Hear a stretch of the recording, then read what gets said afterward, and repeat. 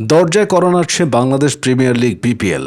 নানা শঙ্কা, আলোচনা ও সমালোচনার আবহ পেরিয়ে অবশেষে ২৬ ডিসেম্বর শুরু হচ্ছে মাঠের লড়াই। দলগুলো কয়েকদিন ধরেই অনুশীলনে ঘাম ঝরাচ্ছে, নিজেদের মতো করে নিচ্ছে শেষ মুহূর্তের প্রস্তুতি। আজকালের মধ্যেই বিভিন্ন দলের সঙ্গে যোগ দিতে শুরু করবেন বিদেশি ক্রিকেটাররাও। সব মিলিয়ে আবারও জমে উঠছে বিপিএল এর উত্তাপ। সিলেট দলটি এবারের বিপিএল এ বেশ ভারসাম্যপূর্ণ ও পরিকল্পিত স্কোয়াড গঠন করেছে। বিশেষ করে তাদের টপ অর্ডার নিয়ে আশাবাদী হওয়ার যথেষ্ট কারণ আছে। বাংলাদেশ দলের নিয়মিত ওপেনার পারভেজ হোসেন ইমন আছেন দলে। তার সঙ্গে ওপেন করার বিকল্প হিসেবে রয়েছেন রনি তালুকদার ও জাকির হাসান। তিনজনই আক্রমণাত্মক ব্যাটসম্যান এবং পাওয়ার প্লেতে দ্রুত রান তোলার ক্ষমতা রাখেন। বিদেশিদের মধ্যে আছেন পাকিস্তানের তরুণ তারকা সাইম আয়ুব। টুর্নামেন্টের শুরু থেকে যদি সাইম খেলতে পারেন তাহলে পারভেজ ও সাইমকে নিয়ে সিলেট পেতে পারে এক বিধ্বংসী ওপেনিং জুটি। এছাড়া আফিফ হোসেন, মেহেদী হাসান মিরাজ ও মুমিনুল হকের বিপিএল ওপেন করার অভিজ্ঞতা রয়েছে। প্রয়োজনে তারা ৩ বা ৪ নম্বরে খেলতেও পারেন। সাইম আয়ুব নিজেও ৩ নম্বরে ব্যাট করতে স্বাচ্ছন্দ্য।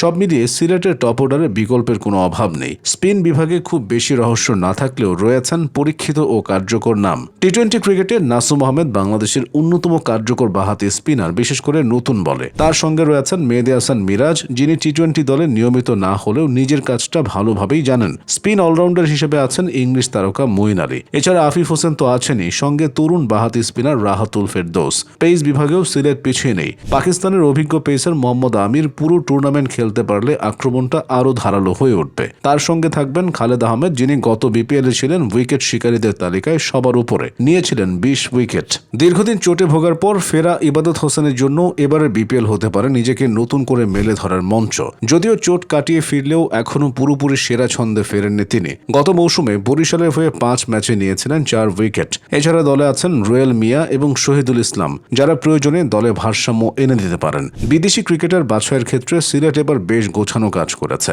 ব্যাটিংয়ে সাইম আয়ুব, পেস বিভাগে মোহাম্মদ আমির, দুজনই বড় নাম। অলরাউন্ডার বিভাগে আছেন আজমতুল্লাহ ওমর জাই, মঈন আলী, ইথান ব্রুকস এবং অ্যাঞ্জেলো ম্যাথিউস। মঈন ছাড়া বাকি তিনজনই পেস বোলিং অলরাউন্ডার। ম্যাথিউস তার সেরা সময়টা পেছনে ফেলে এসেছেন ঠিকই, তবে বাকি তিনজন এখনও ম্যাচ ঘুরিয়ে দেওয়ার ক্ষমতা রাখেন। মিডল অর্ডারে আফিফ হোসেন ও মিরাজ খেললে দলের ব্যাটিং একটা স্থিরতা আসবে। তবে দুজনই কিছুটা একই ধরনের ব্যাটসম্যান। উইকেটে এসে শুরুতে সময় নেন, তারপর ধীরে ধীরে হাত খোলেন। আফিফ বিপিএলে নিজের সর্বোচ্চ ৩৭০ রান করেছিলেন ২০১৯-২০ মৌসুমে ওপেনার হিসেবে। মিরাজও ওপেনার হিসেবেই বেশি সফল। সর্বশেষ মৌসুমে খুলনার হয়ে ওপেনার হিসেবে করেছেন নিজের বিপিএল সেরা ৩৫৫ রান। ফলে সব মিলিয়ে টপ অর্ডারে একটা জটলা তৈরি হয়েছে। এই অবস্থায় প্রশ্ন থেকেই যায়, দেশি ক্রিকেটারদের মধ্যে কে খেলবেন মিডল অর্ডারে। এই সমস্যার সমাধান আসতে পারে বিদেশি অলরাউন্ডারদের হাত ধরে। আজমতুল্লাহ ওমর জাই, মঈন আলী, ইথান ব্রুকস কিংবা অ্যাঞ্জেলো ম্যাথিউস যদি দলে থাকেন তাহলে দ্রুত রান তোলার সুযোগ থাকবে। তখন আফিফ, মিরাজরা একটু সময় নিলেও বড় সমস্যা হবে না। তবে সবচেয়ে বড় প্রশ্ন একটাই,